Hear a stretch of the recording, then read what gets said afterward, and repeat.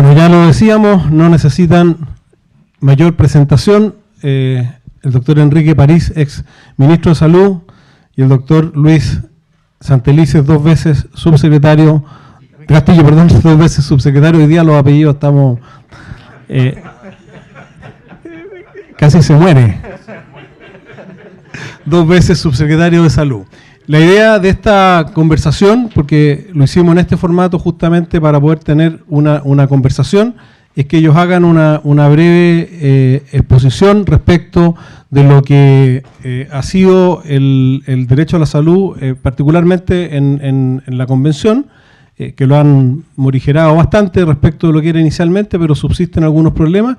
Y después vamos a tener un diálogo para poder abordar no solo el tema del derecho a la salud desde el punto de vista de la Constitución, sino que también la política de salud en general. Así que le vamos a ofrecer la palabra, en primer lugar, a Luis Castillo.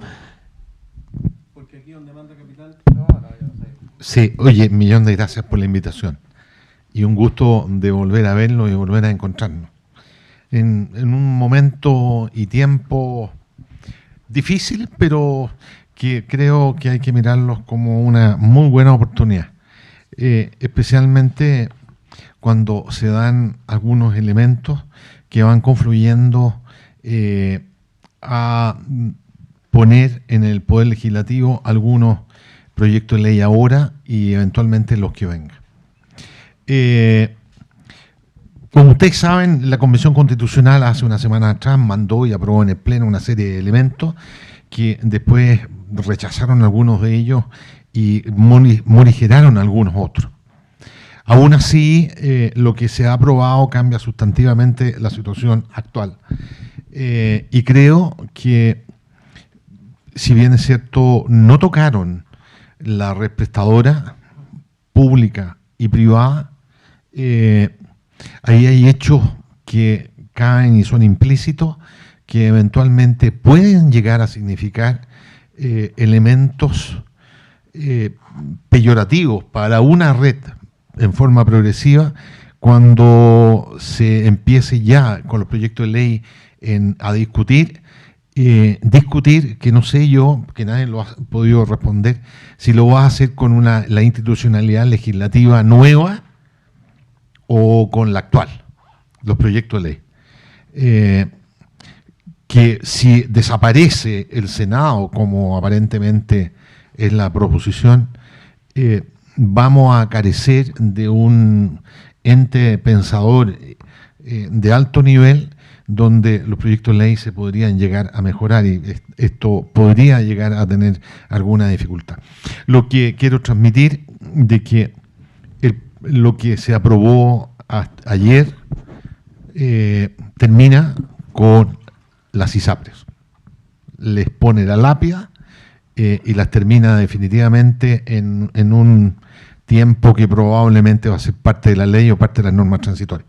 Lo segundo, que constituye un sistema donde pueden participar los privados con requerimientos y características especiales. Y aquí viene la serie de elementos, porque yo creo que ahí, en el momento adecuado, van a pedir que las instituciones privadas que formen parte de lo público deben ser, no deben ser objetores de conciencia, deben practicar algunos de los médicos los abortos, deben tener una serie de elementos, paridad en la atención, deben tener equidad de género en la constitución de los directivos, deben ser, etcétera, y la suma de una serie de características, cosa que no todos los prestadores lo van a poder cumplir. No sé cómo va a caer y cómo se va, nadie sabe cómo se va a transitar. Lo único que sé es que estoy viendo una estrategia muy planificada entre FONASA actual, un Departamento de Salud Pública, uno de los directores académicos de ese, la Convención Constituyente y el Ministerio de Salud, que ha parado todo tipo de discusión legislativa esperando el resultado de la Convención. Creo que pueden profundizar más en el tema de lo aprobado, pero creo que con lo que se aprobó no ganó absolutamente nadie. Esa es mi conclusión final. No ganaron los pacientes o los afiliados a las ISAPRE, porque entran en un sistema, una entelequia que nadie todavía conoce con detención. No ganaron tampoco los pacientes del sector público, porque esto no significa para ellos mejoría y accesibilidad incrementada. No ganó el sector porque probablemente se va a crear otra institución que va a administrar eventualmente los fondos con mayor burocracia al respecto. Y aquí este es un dolor fundamentalmente para la clase media, que generalmente podía asistir con un plan a un prestador privado con una cobertura muy buena, o que teniendo FONASA libre elección, podía asistir a un prestador privado. Probablemente los prestadores privados que eventualmente formen parte de la red futura no van a ser todos los que uno quisiera como debiera ser en un momento dado con libertad. Por lo tanto, creo que lo que se ha hecho no ha ganado nadie. Hay una serie de otros elementos que los quiero comentar más adelante. Gracias, Luis. Doctor Pérez. Gracias, Luis, también. Bueno, en primer lugar quiero agradecer también la invitación a participar en esta reunión tan importante, creo yo. El Nicolás Duhalde, que era jefe de gabinete de Lucho Castillo, sí, también fue jefe de gabinete tuyo, un tiempo, de Uñac, fue quien nos invitó, pero también quiero saludar a Juan Cataldo. Al principio, no, es que con Juan, al principio había un grupo ahí en el ministerio, voy a contar cosas anecdóticas primero, pero que son importantes para la política, yo creo. Había un grupo de gente que iba a reunirse, conmigo, y al final el único que iba era Juan.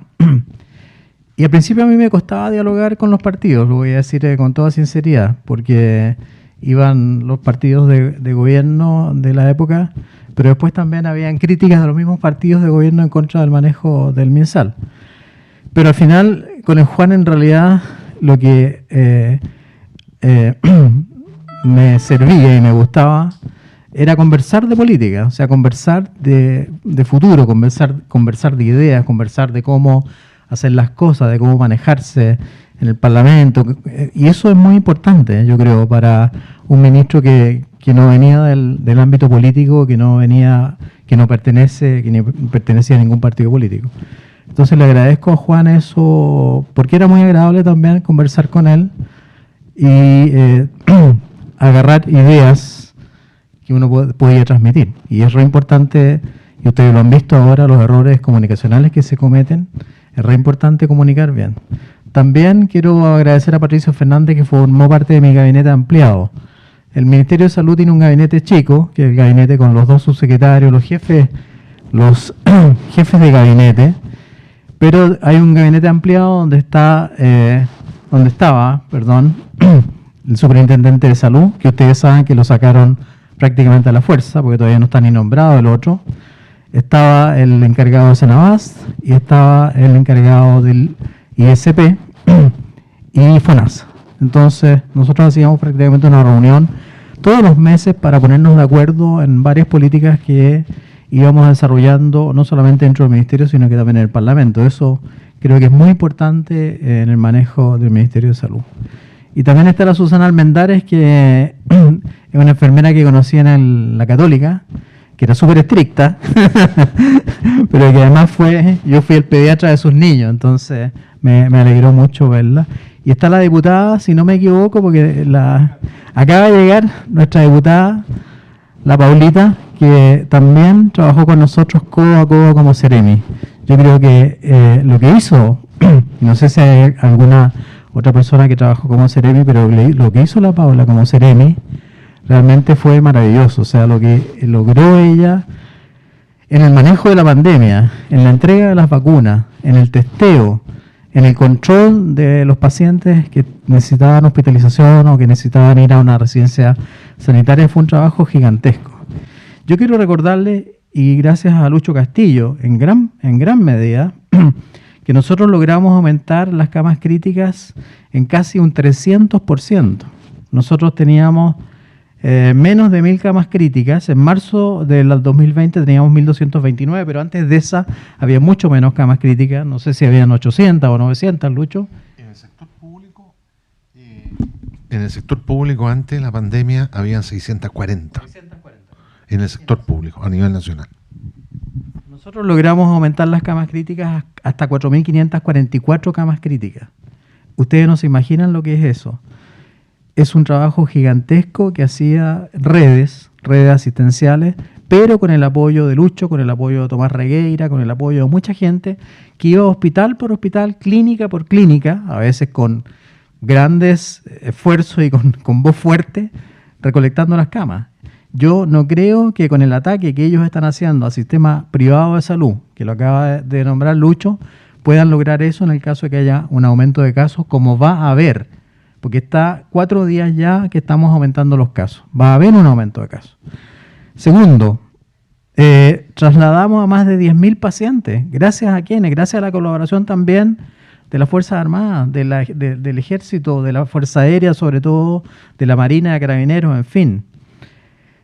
En el Hospital Digital, que ahí la ministra mintió y el subsecretario volvió a mentir, nosotros otorgamos 2.573.631 prestaciones. Ella dijo y se burló diciendo que en el CDT de Puente Alto se habían entregado más atenciones que en el Hospital Digital. Y eso es mentira. Entonces hay que salir también a desmentir todas esas mentiras. Más de 2.700.000 atenciones. ¿Para qué decir con las vacunas? Ellos están vacunando en promedio 56, 57.000 casos al día, pacientes al día. Y ella también mintió cuando dijo que en diciembre nosotros habíamos vacunado el mismo número. Eso es mentira. En parte era verdad porque ella nombró el 24 de diciembre. Claro, el 24 de diciembre, ¿quién se iba a ir a vacunar? O el 31 de diciembre. Nosotros en diciembre vacunamos en promedio 115.000 personas diarias en los días hábiles. Y en lo mejor de nuestra performance llegamos a vacunar 400.000 personas en un solo día. En un solo día, 400.000 personas.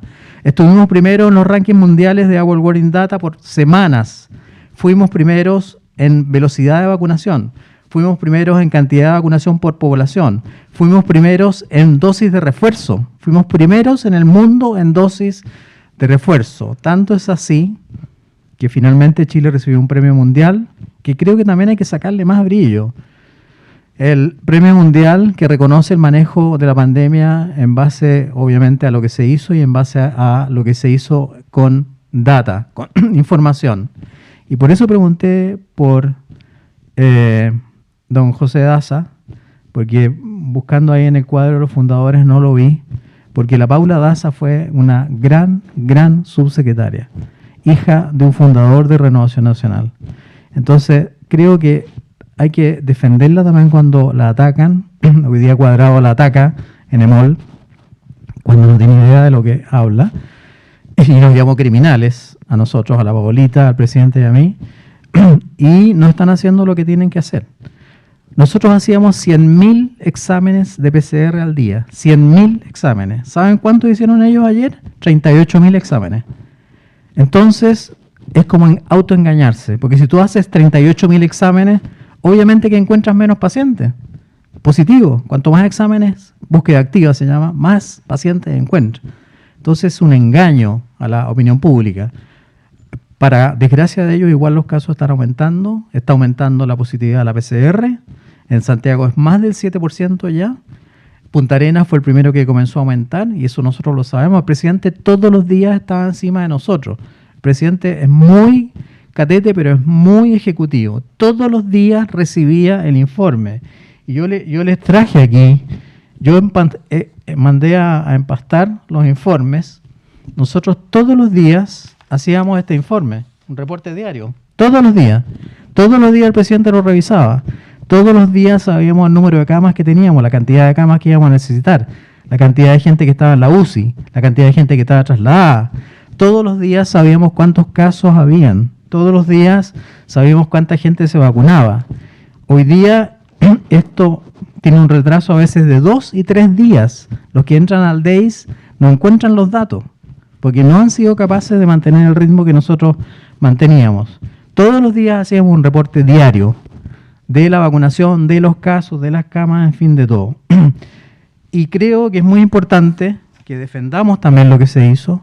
Se entregaron 16 hospitales en plena pandemia. Acuérdense que Bachelet dijo 20, 20, 20 y no lo cumplió. Nosotros entregamos 16 hospitales terminados, hospitales de lujo, realmente hospitales maravillosos.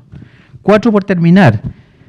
En el Mercurio, el señor Chávez, que nos ataca permanentemente, que realmente no sé cómo un periodista puede actuar de esa manera, dice que no se terminaron los hospitales y están en 95, 98, 96, 97% por ser entregados, o sea, en plena pandemia. 35 hospitales en ejecución, dejamos 35 hospitales en ejecución, 12 en licitación, que obviamente ahora los quieren revisar, porque para ellos licitar y mandar a construir un hospital con una empresa privada es pecado mortal, lo cual es un error grave, y por eso aquí mismo, Hospital Salvador, ellos postergaron la construcción del Hospital Salvador, la Elia Molina postergó, y la izquierda Sichel marchó en contra de la construcción, y podíamos haber tenido 500 camas más. Ese hospital aporta 600 camas y tantas, podíamos haber tenido 500 camas para plena pandemia. Apenas asumió el presidente, al otro día se comenzó a trabajar para que se construyera ese hospital y ya va casi en un 50% el hospital y en un 75 y tanto por ciento el centro geriátrico. Nosotros con esas camas hubiésemos tenido un montón de ayuda para atender a los pacientes. Eso hay que repetir, eso hay que refregárselo, porque a lo mejor murió alguna persona esperando cama, no sé. Nosotros decimos que no, nunca faltó una cama, y es verdad, que nunca faltó un ventilador mecánico, y es verdad, que nunca faltó un medicamento, y es verdad, porque el presidente tuvo la visión de adelantarse a muchas cosas. Y en el tema de las vacunas, nosotros como Latinoamérica nos adelantamos en el tema de las vacunas por sobre muchos otros países que nos criticaban. Acuérdense cómo el presidente Fernández hacía gráficos comparando a Chile con Argentina y decía que Chile estaba como las carabinas, cuando los que terminaron como las carabinas son ellos. Nosotros terminamos como el país con la menor exceso de mortalidad. No sé si han leído esos artículos. Chile tiene el menor exceso de mortalidad de toda Latinoamérica. Primero en Latinoamérica en exámenes de laboratorio, en PCR. Primero en Latinoamérica en vacunas. Entonces no nos vengan a decir que hicimos mal las cosas y que fuimos criminales y que fuimos infelices, porque eso no es verdad. Hay que avanzar en la ley de fármacos 2, hay que avanzar en la reforma al FONASA, hay que avanzar en los seguros de medicamentos, hay que avanzar en el plan universal de salud, que es muy importante. Ese plan lo enviamos nosotros al Congreso para que todo el mundo tenga un seguro de salud, todo el mundo, cualquiera que sea su capacidad económica.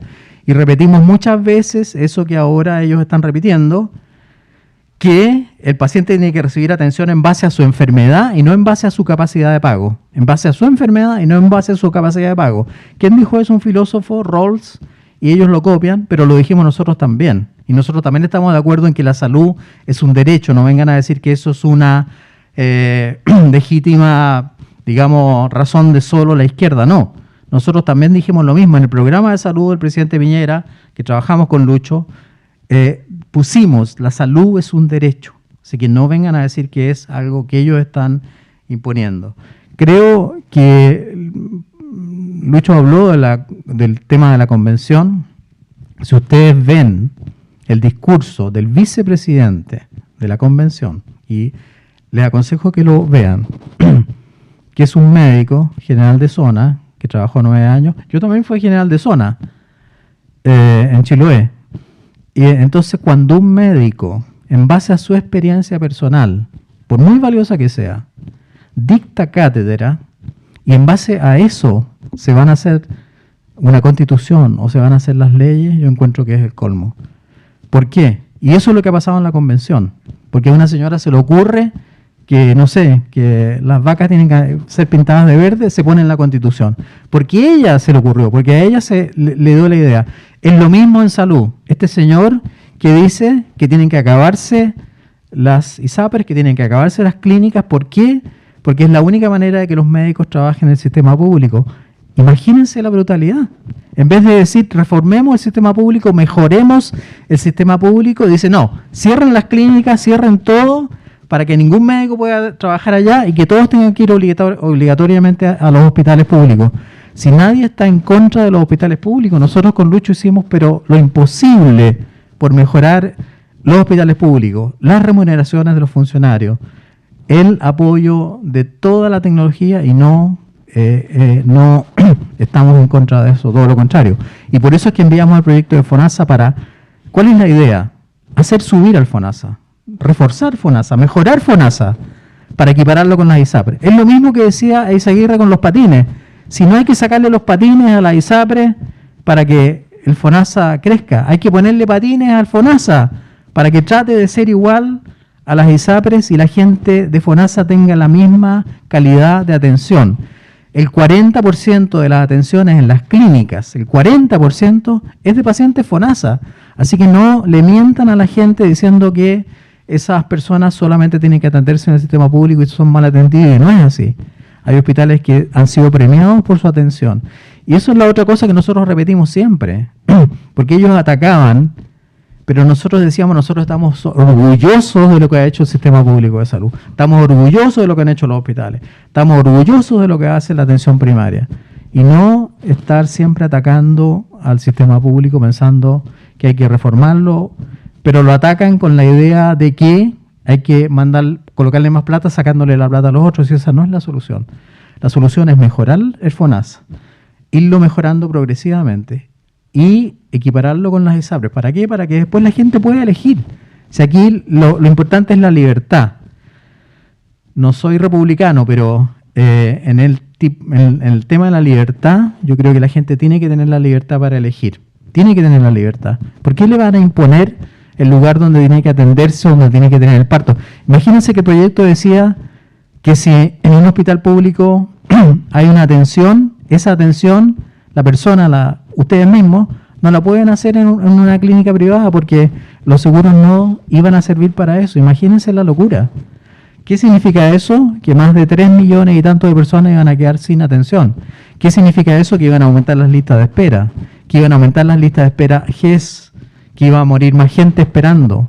Se calcula, Politopedia hizo el cálculo, que iba a aumentar en un 70% el tiempo de lista de espera, el tiempo en días, hasta 700 días.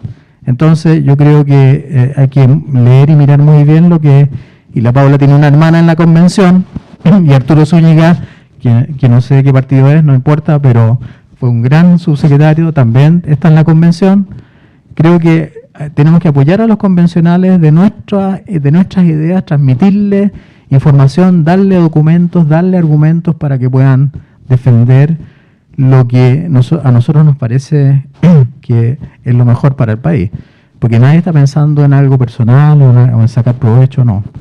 Creo que, en resumen, más o menos eso es lo que quería decir. Nosotros durante nuestro mandato sacamos o aprobamos, gracias a la colaboración del Parlamento, porque también hay que reconocer eso, más de 35 leyes, solo en el año y tanto que yo fui ministro, con la ayuda de Jaime González, que también es una persona que no es de este partido, pero que yo lo admiro muchísimo.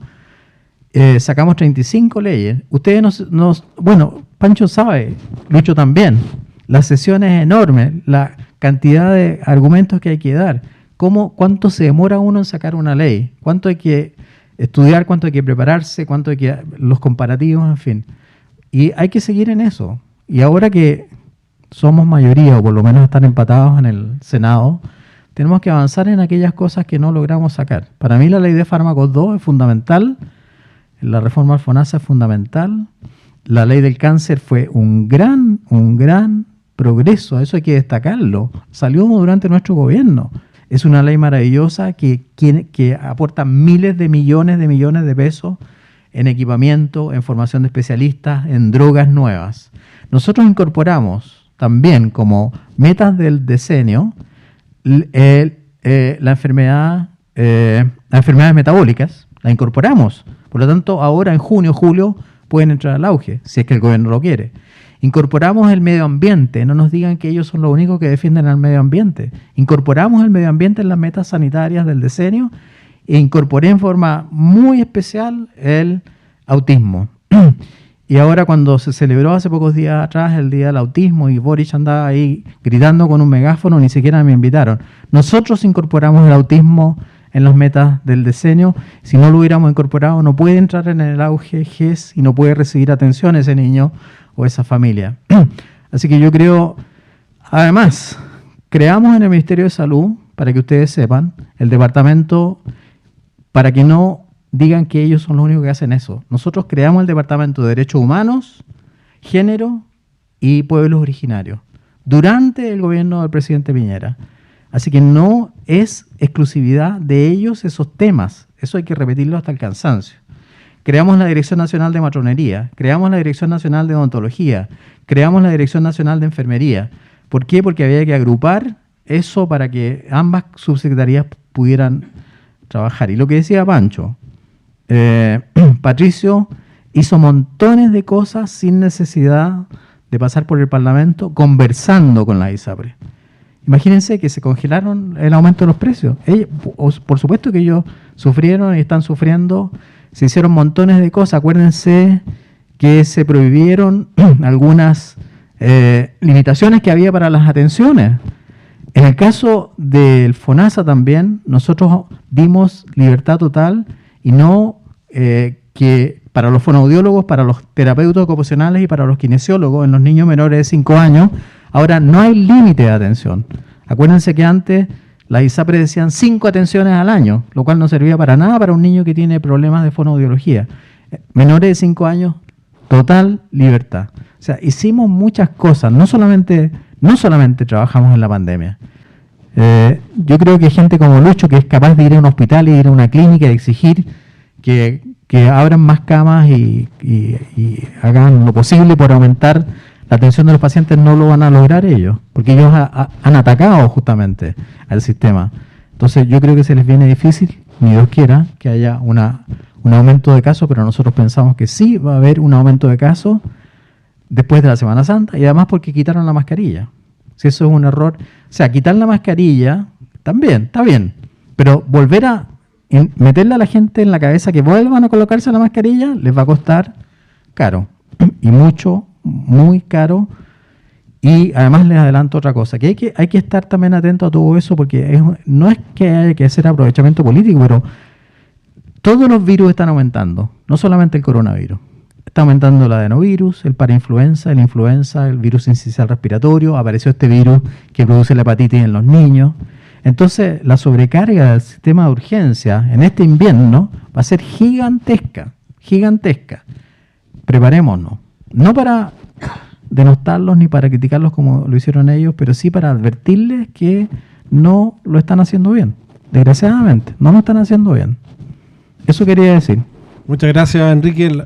Un gusto verlo tan combativo, ¿eh? Le hizo bien el cambio de rol. Así que lo vamos a tener más seguido acá, porque en el instituto estamos organizando y reestructurando algunas comisiones. Nicolás Dualde nos está ayudando y por supuesto vamos a tener ahí esperamos a Jorge Cataldo, a Juan Cataldo, a Patricio Fernández y muchos más que estamos convocando, y la Rosita Ollarse. Bueno, antes de ofrecer la palabra, si alguien quiere hacer alguna pregunta, vamos a ir entrando en algunas, ¿sí? No, yo quisiera un poco insistir, Lucho, en dos aspectos. Primero, que a mí me parece extraordinario que el instituto se reorganice, forme, transfiera, ayude, incorpore gente más joven. Los que estamos en ambiente universitario lo estamos haciendo con nuestros estudiantes, enseñándoles de chiquitito el elemento de libertad, el elemento de gestión, que conozcan diferentes aspectos, de manera de que ciertos conceptos, como decía Enrique, de libertad, de derechos humanos, equidad de género, manejo de los grupos o de manejo de toda la comunidad trans. Pues si la comunidad trans, nosotros hicimos las primeras incorporaciones en el año 2012. El reglamento. Claro, total. Yo tengo en mi casa un diploma que la comunidad trans de Chile me hace un reconocimiento. Cuando lo muestro, los gallos no me creen. Creen que ese es un concepto o es una actividad propia de la izquierda. Y ese es un error que hay que rápidamente formar, educar, transferir. Y yo, Francisco y Lucho, creo que es muy importante que el instituto esté haciendo lo que está haciendo y lo profundice. De parte mía, oye, toda la ayuda que sea necesario para poner gente, ayudar, mover, consolidar, coordinar, retar, criticar, pelear, lo que ustedes quieran. Porque creo que son momentos que aquí nadie se puede abstener, ni abstraerse, sobre todo los que estamos en salud, con 100% del tiempo, de algunos temas. Libertad, la libertad de elección. Pasó de un plumazo, en un inciso. En el primer inciso, de un plumazo. Se acabó. Entonces, hay toda una circunstancia que pasa con los millones, no solamente los que están en el ISAPRE, sino que los que están en FONASA. Los 4 millones de pacientes FONASA que ocupan el sector, la red privada o pública, que tienen acceso a la modalidad de libre elección. Cuando nosotros en el primer gobierno de Piñera, Pancho, acuérdate que queríamos darle libertad de elección hasta los FONASA A, porque queríamos que ejercieran su libertad de escoger y echarlos a competir a los hospitales. Y los enfermos decían, yo me quiero ir allá porque allá me atienden mejor. ¿Me entiendes? Eso de un plumazo también lo borraron. Entonces, con esta constitución, como está definida, de un plumazo borraron la libertad de elección, borraron la subsidiariedad, integraron el sector privado en forma, dice, podrán integrar. O sea, la ley puede que no los incorpore porque la ley puede que te ponga 50 requisitos. Exacto. ¿Qué requisito puede llegar a cumplir un centro médico, un centro imaginológico, un centro de consulta que tiene que cumplir A, B, C, D, E y F para poder atención en FONASA libre elección? Entonces, hay una serie de circunstancias que yo creo que es muy importante que desde ya podamos consolidar, Francisco, y me alegra, y insisto, colaboro en lo que sea, pero hay que ser en esto súper activos en ayudarlos y asesorarlos en la medida de lo posible a ustedes que necesitan en el Parlamento. Poner temas arriba de la mesa y defender el manejo de la pandemia con incisivos y caninos. Bueno. Tal cual. Porque creo, y yo se los digo porque a mí me llaman de todas partes, ven a Chile, hace unas par de semanas atrás, tuvo una hija mía en Estados Unidos, en Nueva York, andaba con su familia, y toman un taxi y le pregunta, ¿de dónde son ustedes? De Chile. Chile COVID, lo mejor de América. Un taxista. ¿Y por qué sabe usted? Mire, vemos que están con la vacunación, vemos que hicimos acá. ¿Sabe que a mí se me murió un tío, le dijo el taxista, porque no lo tenían cama hospitalizado en Bronx, lo tuvieron que llevar a otro lado, como a 500 kilómetros, y finalmente se murió? O sea, Chile es lo máximo. Tanto que lo más feliz está que no le cobró. Bueno. Bueno, muchas gracias. Eso es justamente lo que queremos hacer y creo que ya lo que tenemos recogido con las presentaciones de ambos, de lo cual vamos a sacar mucha información útil, porque la idea es generar insumos, no solo para nuestros parlamentarios, aprovecho de darle la bienvenida oficialmente a Paula, no solo para nuestros parlamentarios, sino que para todas nuestras autoridades electas y también para nuestra militancia, que está ansiosa también por defender lo que hemos hecho y por tener insumos para participar en el debate que viene. Así que vamos a cobrarles la palabra de todas maneras. Y vamos a hacer un par de... Aprovecho de excusar también a Pancho Chaguán, que se tiene que retirar, y aprovecho también de excusar al presidente del instituto, a Sebastián Guerrero, que está en el sur por razones laborales, pero hemos estado durante la semana pasada con varias actividades como esta, en materia de vivienda, en materia también de educación, en general en materia de la agenda social. Y a propósito de eso, ya que abordamos ya lo que es lo que está ocurriendo en la Constitución, quisiera, y libremente pueden responder cualquiera de los dos. La idea es que esto sea una conversación y vamos a abrir las preguntas también a los que están aquí presentes. Una breve evaluación, por ejemplo, de lo que ha significado la ley de fármacos y cómo podríamos avanzar en esa materia que es tan sensible para la comunidad y en la cual entiendo que hemos avanzado mucho, pero también se podría avanzar mucho más. Y creo que hoy día, siguiendo la línea de lo que decía Lucho, la idea es proponer y tener propuestas concretas que, independiente del resultado constitucional, la ciudadanía vea que por lo menos nosotros sí estamos preocupados de resolver esos problemas reales. Por supuesto, Lucho. Mira, una cosa que quería mostrar es este libro que sacamos nosotros, que es Pandemia 2022, que está en la página web del Ministerio de Salud, espero que todavía esté. Es un libro muy, muy importante, porque está hecho con fechas, o sea, en tal fecha se hizo tal cosa, en tal fecha se hizo tal otra. En cada página hay una línea de tiempo que llamamos nosotros, donde se va mostrando todo lo que hicimos. Ustedes saben que este libro nos dejaron imprimir solamente 7 libros, porque no podíamos gastar más, porque no se puede gastar más, porque piensan que esto es propaganda, no es digamos, comunicar. Aquí está el paso a paso, está la llegada de las vacunas. Acuérdense que la primera cantidad de vacunas que llegaron fueron 9.000 vacunas. Había gente que lloraba cuando vio en la televisión que llegaban las vacunas. Y hubo un senador, que no es del partido, no es de RN obviamente, que dijo que esto era un bluff, que cómo era posible que con 9.000 vacunas fuera el presidente y los ministros a recibir las vacunas. Realmente fue emocionante. Y después cuando llegaban millones de vacunas, porque nosotros recibimos 55 millones de dosis de vacuna. 55 millones de dosis. Cuando llegamos a eso, obviamente que ya no tenía nada que decir. Con respecto a la ley de fármacos 2, yo creo que es una gran ley. Y nosotros avanzamos mucho en el Parlamento.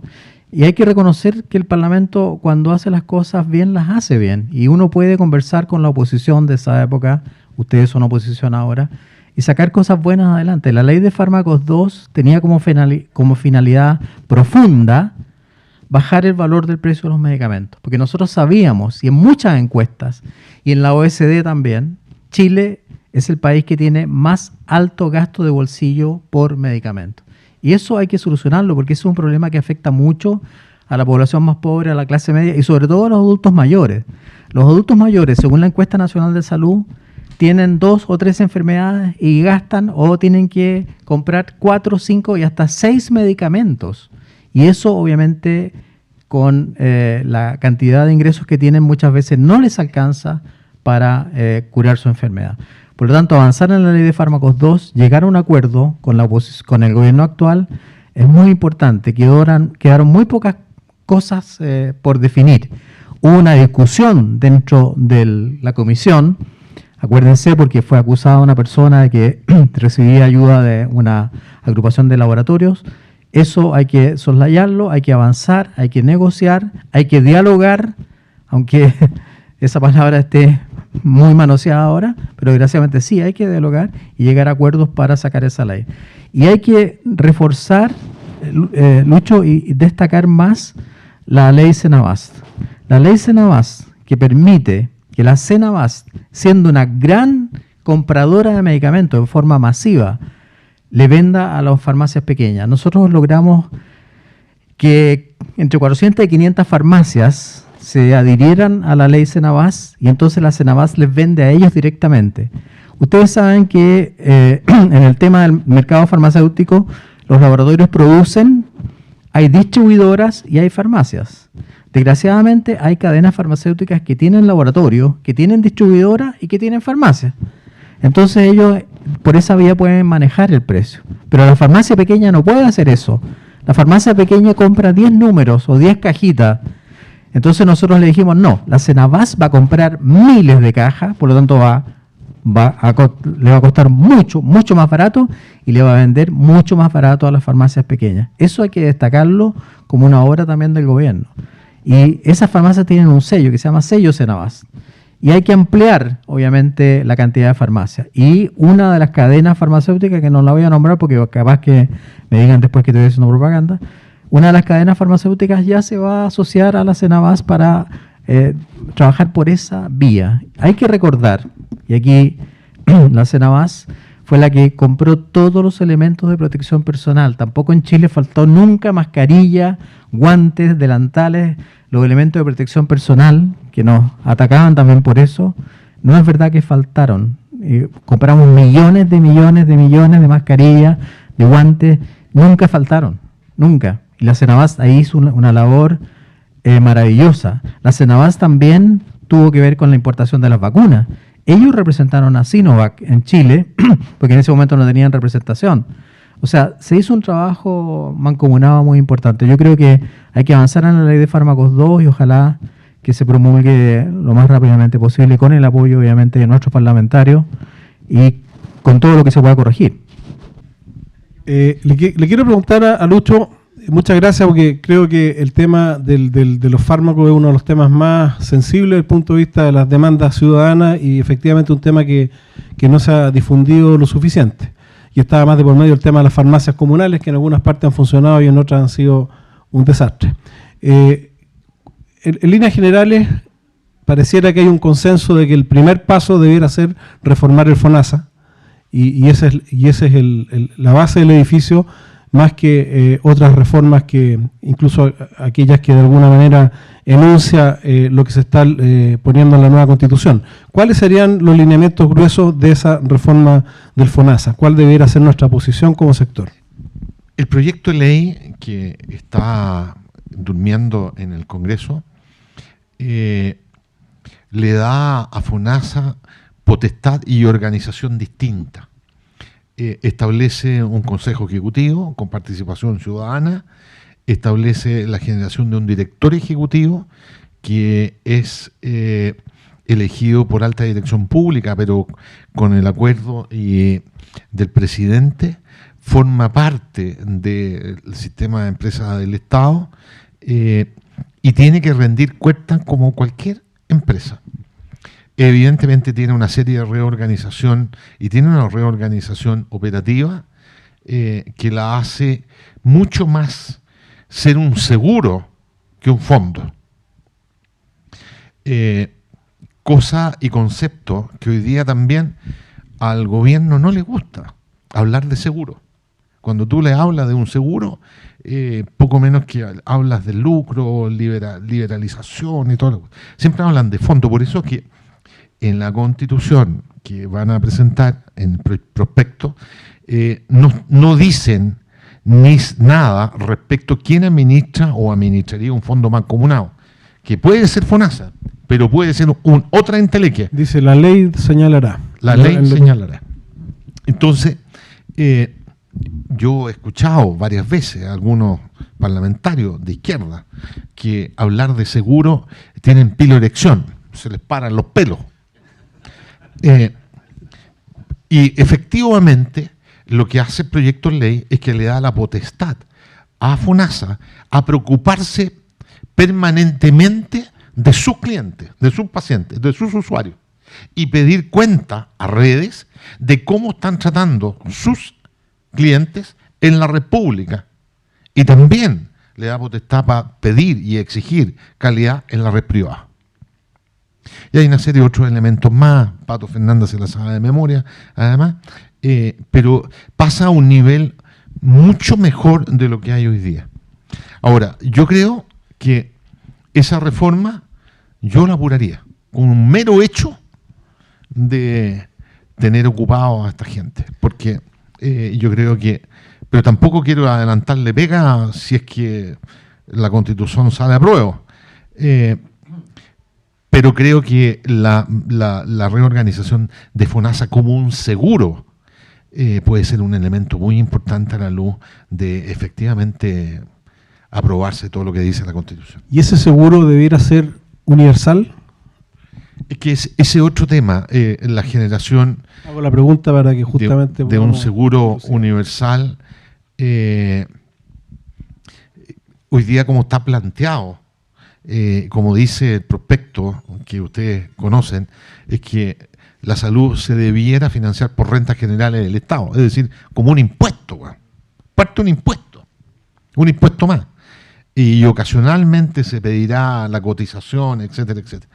Ahora, a las y los. Entonces, yo creo que todavía no hay claridad. No hay claridad, que creo que va a tener que ser así. Van a tener que financiar un plan único universal, primero, que sea un plan básico.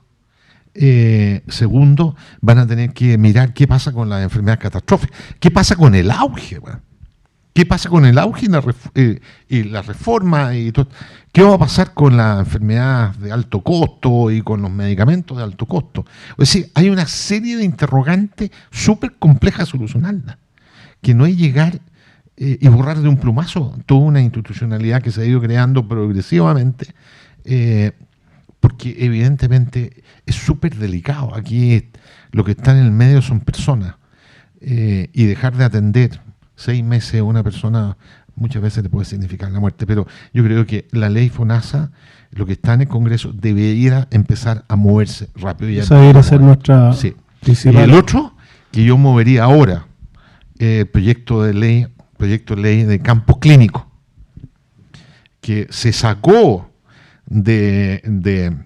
acuérdense que el primer aprobado por el Pleno era que el Estado era el encargado de planificar la formación, la educación, la capacitación continua de todos los profesionales de la salud, en forma exclusiva.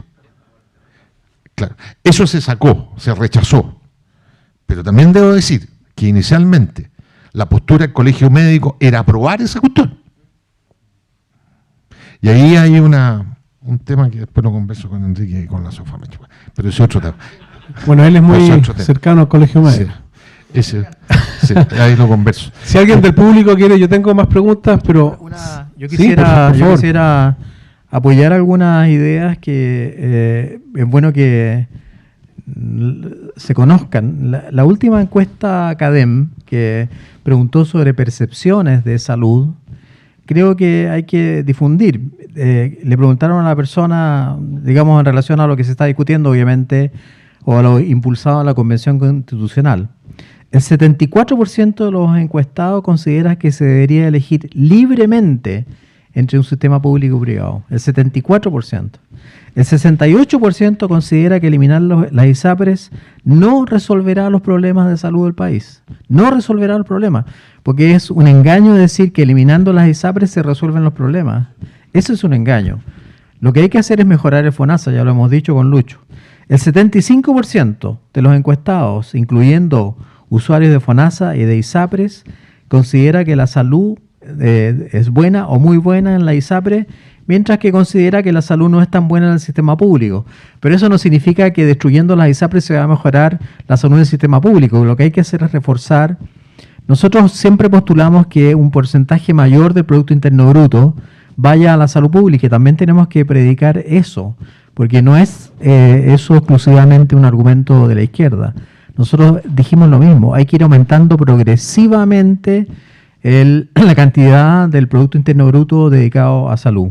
Un 72% de las personas encuestadas considera que en la Constitución deberían garantizarse los derechos. Sí, el derecho a la salud, basta con decir eso, derecho a la salud. Todos tienen derecho a una salud digna, oportuna, de calidad y pertinente, obviamente, al problema de salud que está teniendo la persona en su minuto. Y también el 58% opina que la Constitución debería garantizar ese derecho. Y en eso estamos de acuerdo. Lo dijo hasta el presidente Piñera, lo dijimos en el programa de salud. Aprovechando que una precisión sobre el derecho a la salud, ¿qué pasa cuando se ensucia, a mi juicio, el texto y se agregan, por ejemplo, la salud mental, que por supuesto es muy necesaria, pero es un ámbito de los tantos que están contemplados cuando se habla en términos generales del derecho a la salud?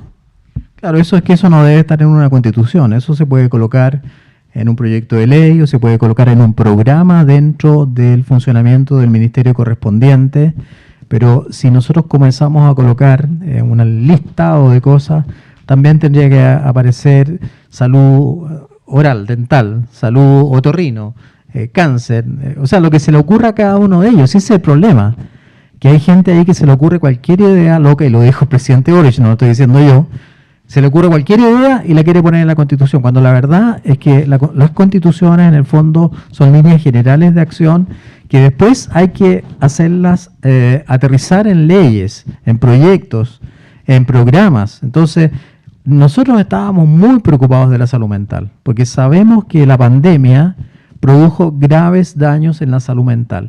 Y me imagino que ellos están influenciados también por esa idea, lo quisieron poner en esa circunstancia.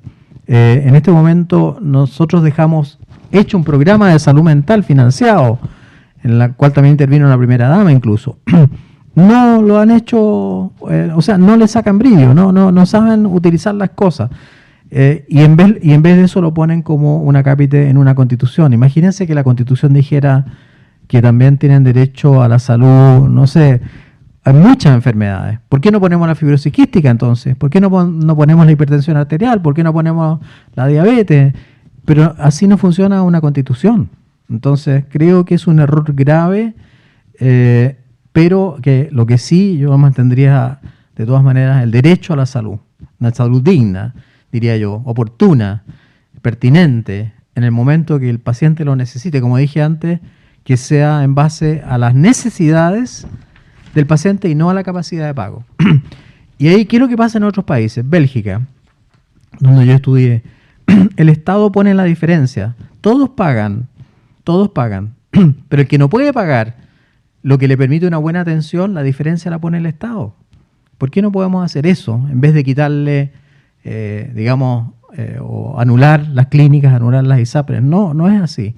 Hay que emparejar la cancha hacia arriba. ¿Sí? Hay que aprovechar el error que cometió Izaguirre cuando dijo saquémosle los patines. Es lo mismo, quieren hacer lo mismo. Saquémosle los patines a las ISAPRES para que puedan, para que el FONASA que va más lento pueda alcanzarlas. No es así. Pongámosle patines al FONASA. Es al revés la cosa. Eso es lo que hay que decir. Bueno, además de no dice digna, pero va a tener enfoque de género, va a ser progresiva, va a tener pertinencia territorial, interculturalidad, equidad y una serie de cosas más. Oye, una cosa adicional, perdona, Enrique, es que tal como está escrito y está aprobado en el Pleno, esto va a tener un impacto en la medicina privada. Sí o sí. El 50% de los médicos trabajan en la medicina privada.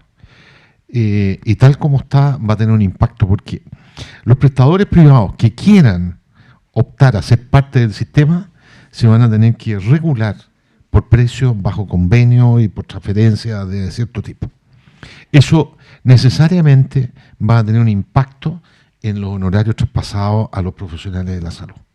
Por lo tanto, creo que aquí hay una visión de que no han tomado en consideración las personas que trabajan en el área privada 100%. El segundo aspecto es que es probable que hayan prestadores que digan yo no quiero formar parte del Sistema Nacional de Salud, por lo tanto me quedo afuera y yo voy a trabajar solamente para el seguro complementario.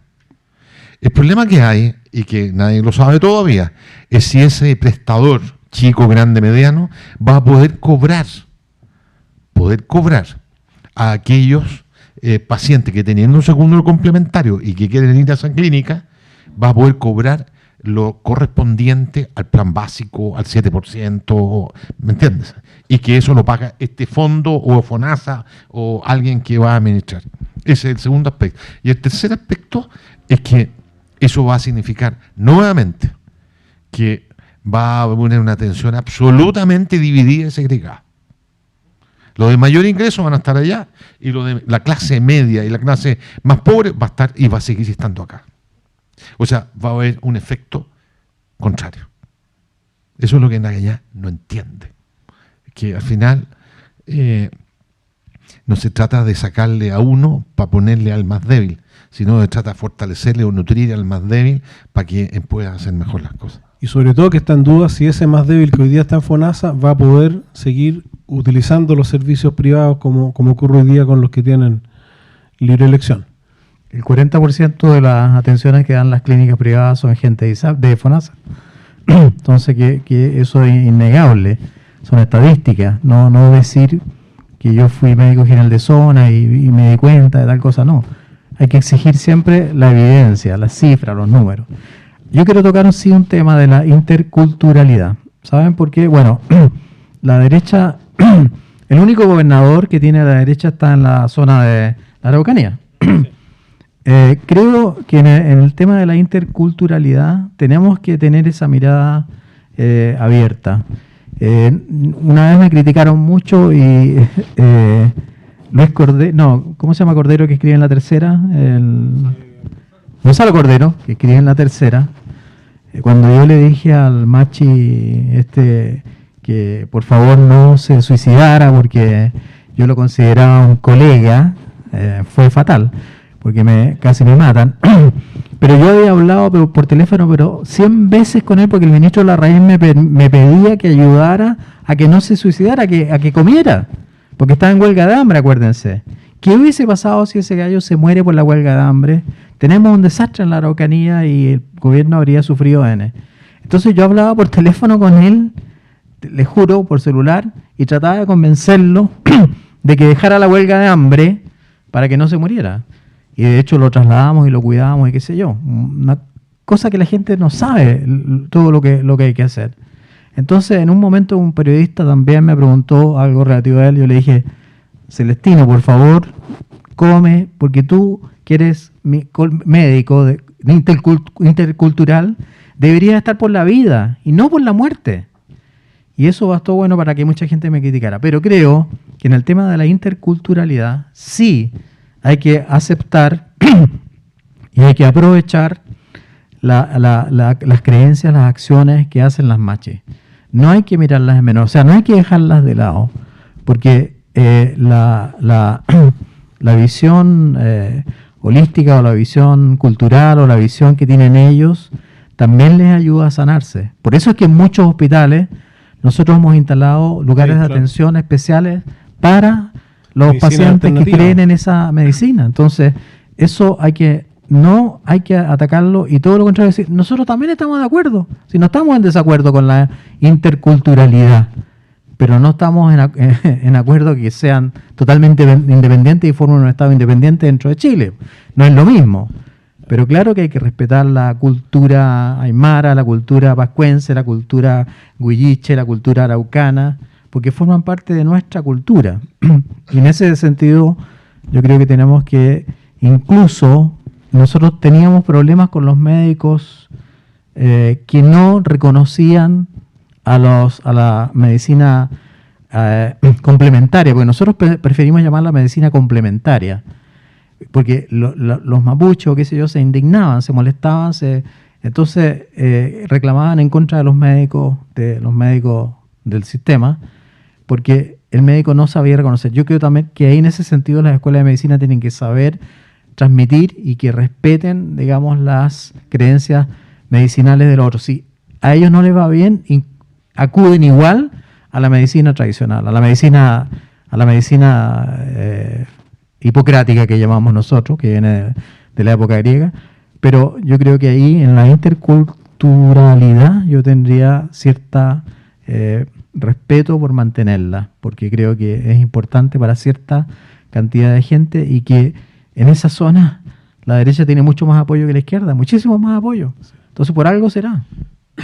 Lo que no estamos de acuerdo con la plurinacionalidad, que es el otro concepto. Así es. Si hay alguien del público, estamos muy sobre la hora, pero la idea es que no se queden con las ganas. Si hay alguien que tiene alguna pregunta, yo les voy a llevar. Gracias. Sí, bueno, agradecer al Instituto Libertad por la instancia que para los que no estamos, digamos, inmersos en el mundo de la salud es muy interesante, muy provechoso. Yo quería preguntar dos cosas bien cortitas. Lo primero, si desde su experiencia el paso por el ministerio, ¿están de acuerdo con la arquitectura que tiene el sistema en cuanto a cómo se presta, cómo se desarrollan las prestaciones, etcétera? Y lo segundo tiene que ver con que uno que no está involucrado en estos temas tan directamente, siempre he escuchado la falta de especialistas, de profesionales, que tenemos una situación ahí. Entonces, ¿qué plantearían ustedes para tratar de avanzar en esa materia y cómo lo ven en términos generales? Muchas gracias. Juntemos las preguntas y... Hola, buenas noches. Tengo 3 consultas. O sea, más que nada agradecer el tema del GES. Soy actualmente paciente de GES. Voy mejorando gracias a los excelentes psicólogos y psiquiatras que también estuvieron ahí y al tema de la medicación, que también fue todo muy oportuno y muy grato en todo ámbito. Lo segundo, el control de personal en el tema del área de la salud, por experiencia, por tema de mi abuela que está en hospital público. Hay veces que el trato quizás no es el mejor, debido a quizás las cargas horarias que también tienen mucho personal del área de la salud. Pero en fin, el control de salud es muy bueno. Y lo último, el tema de tecnología médica con el código sanitario. Al final eso que, o sea, no sigo muy de cerca, estoy muy perdido en el tema, pero sé que todavía no está integrado en el código sanitario. ¿Cuándo va a ocurrir algo? ¿Qué van a hacer? ¿Alguna propuesta? Eso. Gracias.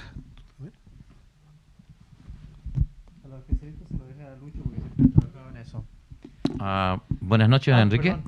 Don Enrique, una pregunta simple. ¿Cómo podemos nosotros hacer público a través de las redes sociales las cosas que usted está diciendo, que no son conocidas de todos? Nosotros necesitamos darlas a conocer. ¿De qué manera? Muy bien. Si quieren, responden. Sí. Mira, respecto a los médicos especialistas, lo primero, decir que Chile tiene hoy día casi 60.000 médicos. Voy a hablar de los médicos. 60.000 médicos. Cuando tú lo correlacionas con la población, yo creo que vamos a llegar a tener pronto 2,8 y prontito llegando a 3 médicos por 1.000 habitantes, es decir, un médico por 300 y tantos casos. Casi el 47% de esos médicos están en el sector privado, únicamente. ¿Ya? El número de médicos en la atención primaria de salud ha ido mejorando. Hace 10 años atrás, esto son cifras OCDE, a lo que hay hoy día tenemos prácticamente un médico de salud familiar, medicina familiar, por casi 3.100 habitantes. ¿Ya? De esos 60.000 médicos hay 29.700 especialistas, de los cuales el 55% de los especialistas están en el sector público. El 55%. Es decir, las políticas implementadas en la formación de los médicos especialistas desde Piñera 1, en el plan de formación de especialistas, con pago asistencial obligatorio en diferentes lugares, hospitales, dependiendo de la especialidad, ha ido incorporando al sistema muchísimo, muchísimo. Empezamos con 18.000 médicos en el año 2010. Hoy día hay 25.000 médicos en el sector público. Hay falencia de especialidades. Ejemplo, la geriatría, el cáncer, oncología, radioterapia. Pero también hay falencia en otras profesiones de la salud. Enfermería de práctica avanzada, enfermerías de control, especialistas en control poblacional para la atención primaria, en tecnólogos con mayor potestad para hacer prestaciones en la atención primaria ambulatoria. Hay un plan de formación que no sé cómo va a continuar en estos momentos, pero hay brechas de algunas especialidades aún en el país y faltan todavía años para enfocar, potenciar esa brecha, de acuerdo a la realidad epidemiológica nuestra. Hoy día la primera causa de muerte de Chile es el cáncer, no son las enfermedades cardiovasculares. Comprenderás tú la importancia que tiene este tema, de que va desde la oncología, la radioterapia, la enfermería oncológica, los cuidados paliativos, etcétera, etcétera, etcétera. Ese es un gap que todavía tenemos que ir afianzando progresivamente, pero en paralelo tenemos que avanzar también en los campos clínicos propiamente tal. Hay un plan de formación al respecto. Bueno, coincidiendo plenamente con el tema de los especialistas y que faltan especialistas, sobre todo en oncología, en geriatría, por ejemplo, las listas de espera también son muy altas en especialistas, en especialidades específicas como otorrinolaringología, oftalmología, traumatología, curioso. Sin embargo, también hay que transmitir otra idea, que nosotros la pusimos en el programa, que es mejor potenciar la atención primaria y hacerla resolutiva. porque la idea es que el paciente reciba su atención en la atención primaria, donde vive, cerca de su casa, cerca de su pueblo, de su barrio. Por eso también hay que hacerle mucho caso a los alcaldes. Yo creo que los alcaldes, cuando metieron la idea en la mente de que ellos son los dueños del territorio, nosotros, dijeron los alcaldes, somos los que conocemos el territorio, no ustedes, tenían en parte razón. Y por eso es que la Mesa Social COVID-19, voy a recordar eso, fue tan importante. Fue una iniciativa de Gonzalo Blumel que realmente logró aplacar durante un tiempo la protesta permanente que tenían los alcaldes, porque se sentían que nosotros, que el gobierno, yo no formaba parte en ese momento del ministerio, no era ministro, no nos acercábamos a ellos, no escuchábamos al territorio. Entonces, los especialistas son fundamentales para la atención secundaria y terciaria, pero es mucho más fundamental y mucho más barato y mucho más eficiente potenciar la atención primaria. Y en eso también no debemos de dejar de insistir. Que sea resolutiva, que tenga posibilidad de hacer exámenes, que tenga medicamentos, que tenga especialistas por lo menos básicos en la atención primaria, para que el paciente no tenga que ir siempre al hospital. Segundo, bueno, me alegro lo que dijo Kevin sobre su buen trato, el trato que ha tenido. A veces los funcionarios de salud, como dices tú, están sobrecargados, los atacan, acuérdate, los han apuñalado, les han pegado balazos, los han atacado cuando van a sacar a un delincuente que está ahí enfermo, y cuando llega un gallo drogado o curado y dice, no, yo creo que me atiendan al tiro, y si no lo atienden les pegan. O sea, hay que entenderlos también. Y nosotros, y de hecho cuando Lucho era subsecretario y yo era presidente del Colegio Médico, hicimos un protocolo para defender a los equipos de salud y trabajar en conjunto con Carabineros. No sé si eso está funcionando o no, pero eso es muy importante. Bueno, ahora la cosa está mucho, mucho peor. Código sanitario. Nosotros, y ahí Jaime Mañalich trabajó mucho en eso, y nosotros enviamos al Parlamento el Código Nuevo Sanitario. El Código Sanitario es del siglo XIX, y la última modificación la hizo el presidente Elwin, que fue una modificación muy pequeña en su mandato, y de ahí no ha habido ninguna modificación. Nosotros enviamos una modificación profunda al Código Sanitario, incorporando a las enfermeras, a los tecnólogos, a los kinesiólogos, a las TENS, a las auxiliares, a los químicos farmacéuticos, a todo el equipo de salud. Y eso no ha sido reconocido. Ahí Juan trabajó también montones en eso. Y editamos un libro, o sea, hay un libro editado sobre eso, sobre todo lo que se propone, todo lo que se propuso al Parlamento. Pero el Parlamento no ha avanzado. ¿Por qué? El mismo Colegio Médico se opuso al Código Sanitario y nos amenazaba a nosotros en secreto, digamos, cuando hacíamos Zoom. ¿Por qué? Porque ellos piensan que iban a perder poder.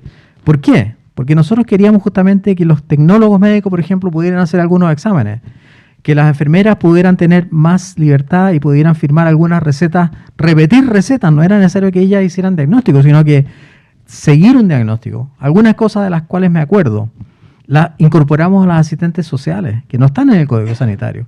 O sea, incorporamos a todo el equipo de salud. ¿Por qué?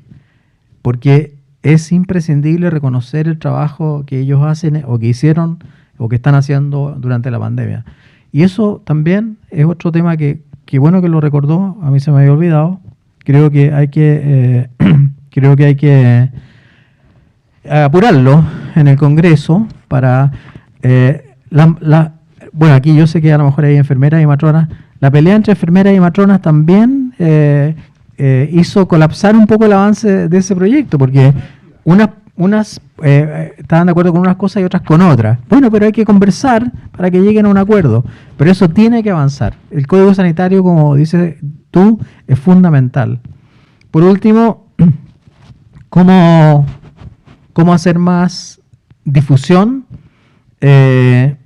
Tanto nosotros tenemos cuentas de Twitter, tanto Lucho, la doctora Daza, muy activa, yo también, así que pueden repetir eso, pero la idea es quizás, Lucho, repetir estas reuniones o tener una mayor contacto con los periodistas del partido. Si los periodistas del partido le pueden preguntar a nuestros periodistas o a nuestros equipos, yo mantengo una parte del equipo de comunicaciones del Ministerio, nosotros estamos dispuestos a colaborar con cualquier partido de la oposición en este momento, con información como la que hemos estado dando, con notas que nos parecen interesantes, con datos interesantes, con cifras, porque aquí lo que hay que dar son cifras. Nosotros, los que estamos en salud, estamos acostumbrados a la evidencia. Uno no puede llegar y lanzar una idea si no tiene la evidencia de que eso realmente... Imagínate que tú recomiendas un medicamento que nunca ha sido estudiado, que nadie sabe si sirve o no sirve, como lo hizo Jave, y después matas personas o no tiene ningún resultado.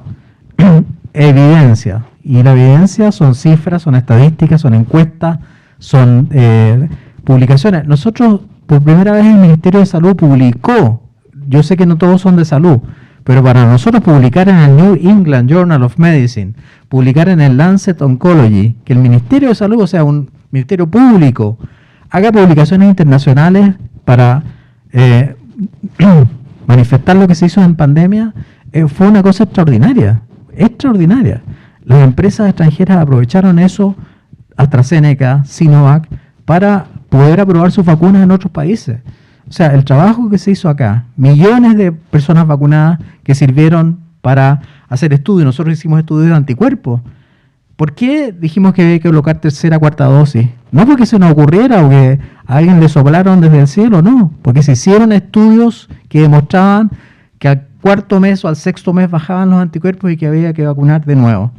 ¿Ellos están haciendo eso ahora? No están haciendo nada. No sé cómo van a argumentar una quinta dosis si es que es necesario o no es necesario. Entonces, hay una doctora que nos atacaba todo el tiempo y una vez dijo que la campaña de vacunación de la influenza está mala, mala, muy mala, publicada en el Mercurio por el mismo periodista que cité antes. Y ahora, ¿en qué porcentaje de vacunación de influenza van? Van bajísimos, bajísimos. Y en mujeres bajísimo. ¿Y quién les dice algo? Nada. Por eso ustedes son los que tienen que salir a decir esas cosas.